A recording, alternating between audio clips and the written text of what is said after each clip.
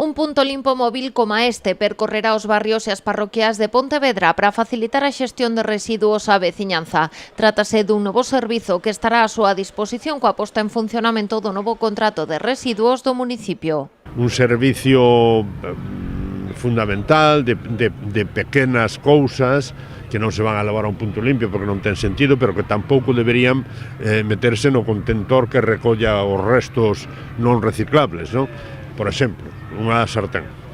Non vas a ir a levar unha sartén ao campiño, senón que vai pasar unha vez ao mes ou cada 15 días e reservas ali para entregar nese punto limpio, non? Aí se recollen todo tipo de cuestións. Esta unidade, fabricada en Vilagarcía de Arousa, está equipada con 17 puntos de recepción para distintos materiais, dende pilas a tixolas, pasando por produtos tecnolóxicos e mesmo certos voluminosos. Lo estamos configurando en función das necesidades de cada concello. Este concretamente ten 17 bocas selectivas que son configurables según o que nos demande cada administración, cada empresa de servizos, ¿no?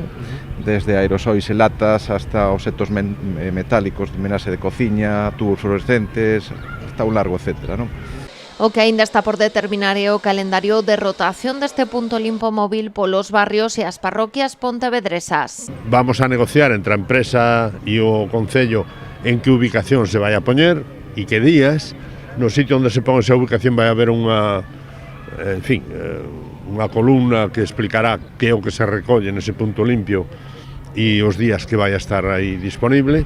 Esas pequenas fraccións que en moitas ocasións, a veciñanza non a deposita, non a traslada ao punto limpo que existe no polígono.